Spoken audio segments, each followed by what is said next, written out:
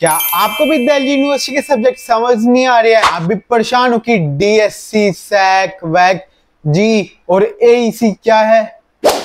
Hello guys, this side Garvan and welcome to our channel. आज की video में हम इन सारे सब्जेक्ट को easy, fun and creative way में समझने वाले हैं। तो बिना किसी देरी के वीडियो को स्टार्ट करते हैं। और इंपॉर्टेंट बात, जो मेरे चैनल पर पहली बार आया है वो मेरे चैनल को सब्सक्राइब कर दो, बिकॉज मैं डेली कॉलेज रिलेटेड वीडियोस लाता रहता हूं। तो सबसे पहले बात करते हैं डीएससी की। ये आपके कोर और मेन सब्जेक्ट है। हर सेमेस्टर में डीएससी के आपके पास होंगे 3 सब्जेक्ट्स और डीएससी आपके course to course, semester to semester vary करता है। एक दो एग्जांपल के साथ समझते हैं कि आपके पास कौन से सब्जेक्ट्स होंगे। जैसे कोई बीकॉम ऑनर्स का स्टूडेंट है, उसके पास मेन सब्जेक्ट्स कौन से होंगे? बिजनेस लॉ, मैनेजमेंट और अकाउंटिंग। कोई इकोनॉमिक्स ऑनर्स का स्टूडेंट है तो उसके पास मेन सब्जेक्ट्स कौन से होंगे? माइक्रो इकोनॉमिक्स, स्टैटिस्टिक्स और मैथमेटिक्स। आपको इन सब्जेक्ट्स को पढ़ना बहुत इंपॉर्टेंट है, बिकॉज ये आपके करियर के फाउंडेशन लेवल पे बहुत हेल्प करेंगे। Foundation means base level. आप मुझे कमेंट बॉक्स में बता के जाना कि आपको सबसे मुश्किल सब्जेक्ट कौन सा लगता है। बीकॉम ऑनर्स वालों को तो बिजनेस लॉ या फिर अकाउंट्स सबसे टफ लगता है। कभी सुना है बीकॉम का स्टूडेंट पोस्ट ग्रेजुएशन में साइकोलॉजी, हिस्ट्री या फिर पॉल साइंस कर सकता है? No! नहीं, ऑल थैंक्स टू एनईपी अब क्योंकि कर सकता है। नेक्स्ट सब्जेक्ट है जी means general elective.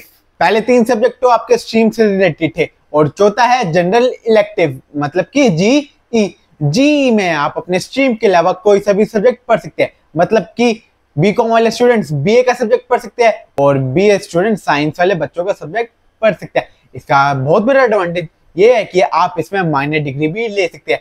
Minor degree जब मिलेगी जब आप लगातार एक सब्जेक्ट को 6 सेमेस्टर पढ़ते हैं। और इसका इससे भी बड़ा एडवांटेज ये है कि पहले के एग्जांपल सुनो।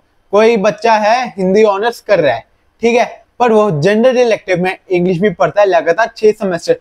उसके पास बहुत बड़ी चॉइस है। वो पोस्ट ग्रेजुएशन में मास्टर्स इन हिंदी भी कर सकता है और मास्टर्स इन इंग्लिश भी कर सकता है। पर याद रखना, लगातार 6 सेमेस्टर में एक ही सब्जेक्ट को कंटिन्यू करना है। नेक्स्ट बात करते हैं स्किल एनहांसमेंट कोर्स, मतलब कि सैक की। जैसा नाम वैसा काम। ये सब्जेक्ट आपके स्किल को एनहांस करने में बहुत हेल्प करता है। ये सब्जेक्ट भी एनईपी के अंदर लाया गया था। ये सब्जेक्ट आपको बहुत सारे ऑप्शंस देता है, जैसे कि डेटा एनालिटिक्स, कम्युनिकेशन स्किल्स और डिजिटल मार्केटिंग और बहुत कुछ। ये सब्जेक्ट मेनली प्रैक्टिकल पे ज्यादा फोकस करता है और थ्योरी पे कम। अगर आप ड्यू सोल के स्टूडेंट्स हो, ध्यान से सुन लो, ड्यू सोल ने आपके कुछ एग्जाम्स को कैंसिल कर दिया है। वो कौन से एग्जाम है वो आप मेरे चैनल पर जाके देख सकते हो। सैक के एग्जाम कैंसिल किए हैं, ध्यान से देख लेना।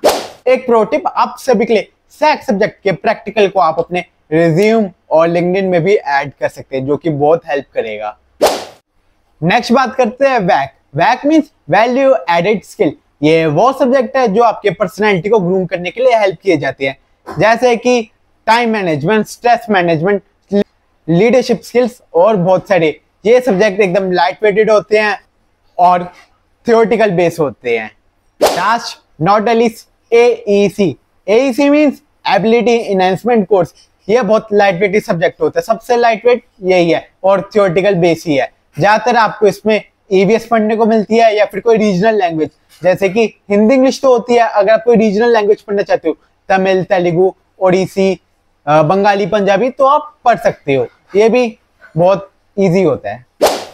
एक प्रो टिप देना चाहूंगा एईसी में, इसमें आप ईवीएस या फिर हिंदी इंग्लिश को ही चूज करना, रीजनल लैंग्वेज चूज मत करना। अगर आपको पंजाबी आती है तभी पंजाबी चूज करना, तमिल आती है तभी तमिल को चूज करना, गुजराती आती है तभी गुजराती को चूज करना।